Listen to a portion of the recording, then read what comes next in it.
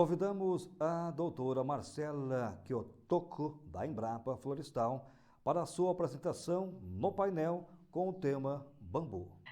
Olá, meu nome é Marcela Giottoco, eu trabalho na Embrapa Florestas e eu vou falar um pouquinho hoje sobre o biochar de bambu, no painel sobre bambu.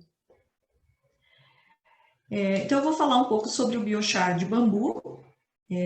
Inicialmente, vou fazer uma breve contextualização sobre o biochar. Nem todos conhecem sua origem, né? O biochar é um produto da pirólise de resíduos lignocelulósicos sobre a ausência ou quantidades controladas de oxigênio em temperaturas que variam de 300 a 500 graus Celsius. É um material extremamente rico em carbono, né, com estruturas orgânicas de alta estabilidade e elevada recalcitrância química. Esse material apresenta grande diversidade de desempenho agronômico ou florestal, de acordo com a matéria-prima, e com as condições de pirólise utilizadas na sua produção. Ele especificamente visa a melhoria da qualidade do solo, qualidade física, química e biológica, e o aumento de sequestro de carbono estável no solo. Então, ressaltando que o biochar é um carvão de uso agrícola, ele, diferentemente do carvão utilizado para energia, geração de energia. Então, o biochar ele tem origem nos solos antropogênicos da Amazônia, de alta fertilidade, né? Formado pela atividade doméstica e agrícola de povos indígenas desde a era pré-colombiana, que são as terras pretas dos índios. A sua formação foi involuntária, não intencional, né? Eles não tinham a intenção de produzir esse solo muito rico. E as áreas onde esses solos foram encontrados geralmente eram próximas aos rios, com horizontes profundos, ricos em carbono, cerca de uma ordem de magnitude maior que os solos adjacentes circundantes. As terras pretas dos índios, elas são ricas em minerais como cálcio, magnésio, potássio, zinco e cobre, além de apresentar maior índice de pH e de matéria orgânica. Então, todas essas propriedades motivaram os pesquisadores a investigar um material que mimetizasse essas propriedades, essas características. Então, assim, surgiu o conceito de biochar. Mimetizasse porque a produção desse material levaria centenas de anos, né? Então, a gente precisaria de um processo um pouco mais rápido. Então, para a produção do biochar, é preciso umas considerações preliminares. Por exemplo, definir os sistemas, né? Iniciando a priorização das funcionalidades, ou o que a gente chama de biochar design. Definir para que você quer utilizar aquele material, né? Qual a finalidade. Seguir a escolha da matéria-prima, que envolve custo, né, logística, transporte, disponibilidade. A sazonalidade tem que ser avaliada do material, se ele está todo o tempo disponível, ou depende, é sazonal, é só produzido no inverno, no verão.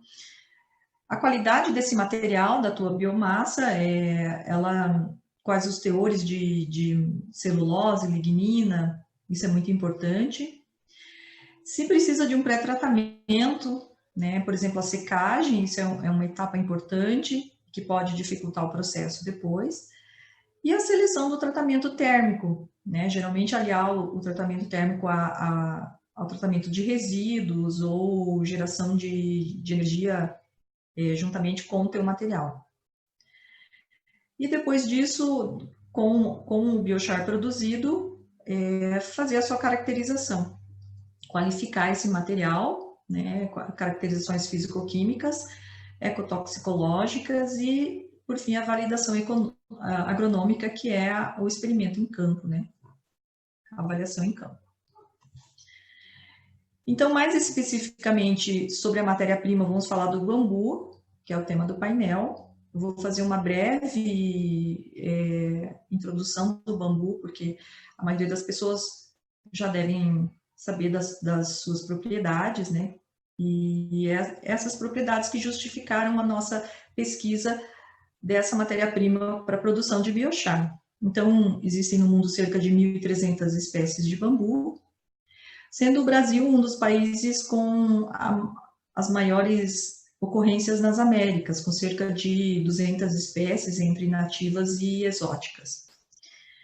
O bambu possui habilidade para se adaptar em diferentes climas e condições de solo, né? Ele é extremamente versátil, apresenta altas taxas de crescimento, é um excelente substituto da madeira e apresenta benefícios ambientais na ciclagem de nutrientes, sequestro de carbono, mitigação e adaptação às mudanças climáticas.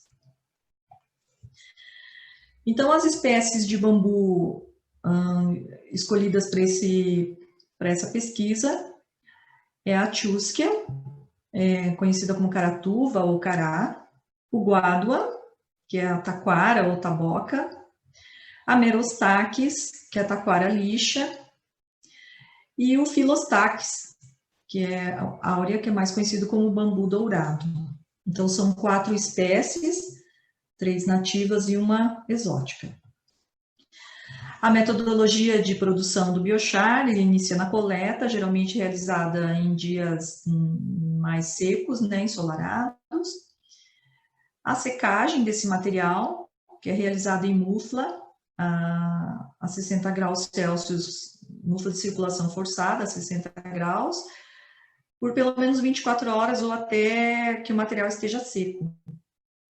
Segue-se o preparo, né, o corte, a moagem para que caiba dentro do reator, e a pirólise.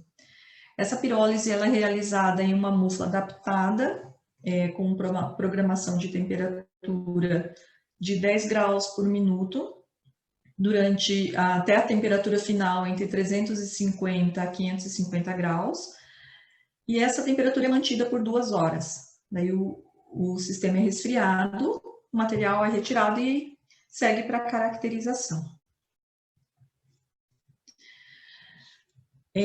Os métodos de caracterização existem, nós seguimos um protocolo na Embrapa Florestas de caracterização que inclui análise imediata, análise elementar, análise termogravimétrica, a medida de pH. Esse protocolo está baseado nos métodos padrões recomendados para caracterização, recomendados pela IBC, que é o European Biochar Certificate, e pela IBR, que é International Biochar Initiative. Então, esses órgãos eles têm um protocolo bem rígido de análises, né? E para que você obtenha o certificado, você precisa se adequar a esses métodos. Então, esse é o nosso sistema de pirólise, é uma mufla que foi adaptada com um reator metálico de aço, ele está bem escuro por dentro depois de muitas pirólises. Esse reator, ele é preenchido até 2/3 da sua capacidade, daí toda a sua volta é parafusada, tem uma flange ali para evitar vazamento de gás, né? Nós adaptamos uma saída superior dos gases, que são condensados aqui, e o bioóleo produzido é recolhido. 1, 2, 3, gravando. Então, aqui são os resultados obtidos nas caracterizações físico-químicas. Então, nessas amostras, nós fizemos 2 experimentos diferentes. O Filostaques e o guádua, eles foram pirolizados em 3 temperaturas, para avaliar a influência da temperatura de pirólise nas características do biochar. E a Merostaques e a Chusquia foram pirolizados a 500 graus, na temperatura igual, mas nós avaliamos amostras jovens e adultas, a influência da idade da planta. Eu não vou discutir todos os dados, que ficaria muito, muito longo, né? Quem tiver interesse pode me procurar, né, para a gente discutir.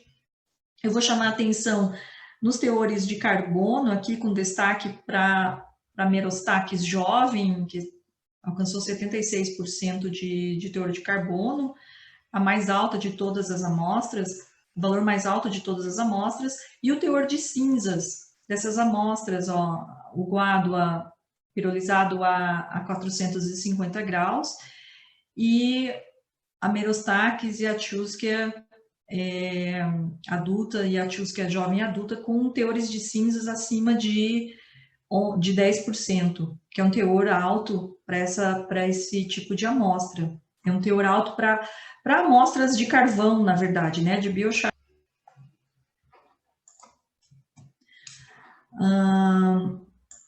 Aqui são mostradas as curvas termogravimétricas do Filostaques áurea e do guádua. Essa curva preta corresponde à análise da biomassa e as outras 3 temperaturas de pirólise. É possível observar aqui que a primeira perda de massa é correspondente à celulose e hemicelulose, a segunda de lignina na biomassa, e que esses picos, observando a análise térmica diferencial, esses picos vão desaparecendo para a formação de um único pico, que é de um material mais resistente termicamente. Veja que o início da degradação térmica da biomassa é uma temperatura bem mais baixa, né, 250, 260, e nas amostras pirolizadas ele inicia acima de 300. Então, mostra a resistência térmica dessa estrutura química desse material pirolizado, que é muito maior.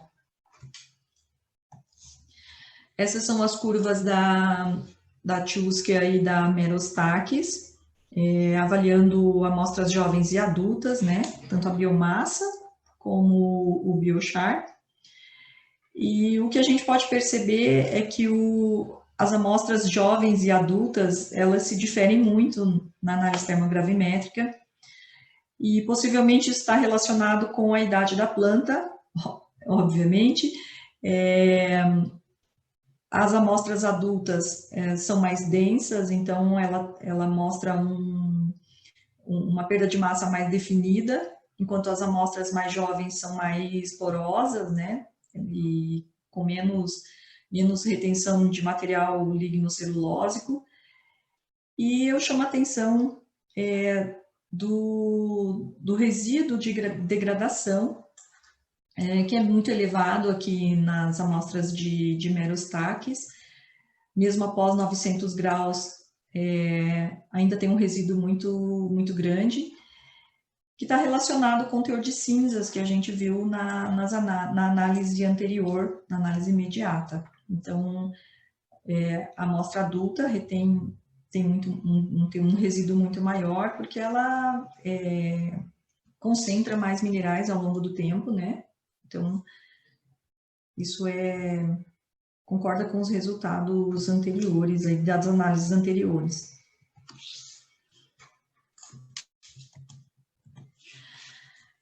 Aqui, uma análise visual dos biochars produzidos em temperaturas diferentes.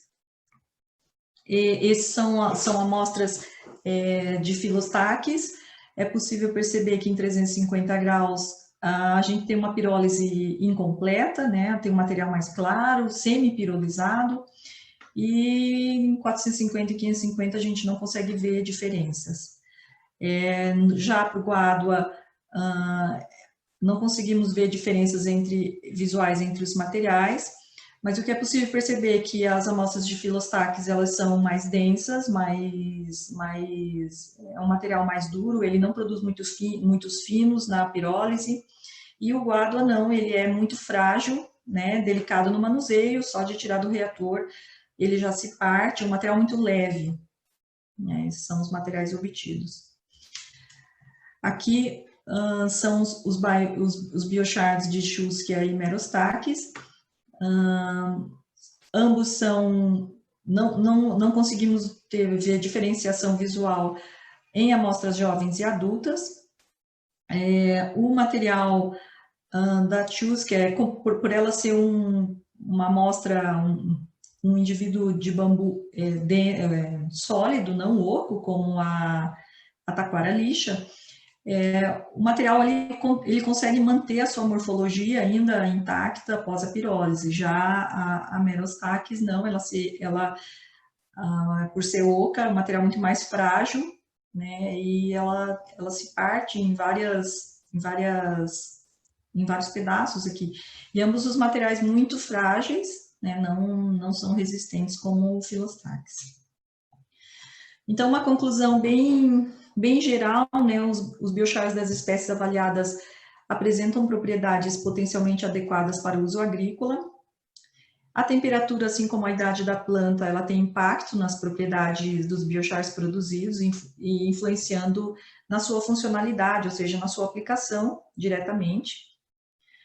E os estudos de caracterização dessas e outras espécies de bambu estão em andamento e poderão contribuir para o aperfeiçoamento do uso do biochar de bambu no solo, bem como para o desenvolvimento de novas aplicações. O biochar de bambu, ele já é uma realidade, né? Esse é um biochar de bambu comercializado nos Estados Unidos, por essa empresa Blue Sky Biochar. Custa meio pé cúbico $29, isso dá aproximadamente 28 litros, se eu não me engano. E eu chamo a atenção que o produtor ele possui o certificado do IBI, né, o que dá mais credibilidade para o produto que ele comercializa. Então, o biochar de bambu já é um produto comercial. Eu agradeço a atenção.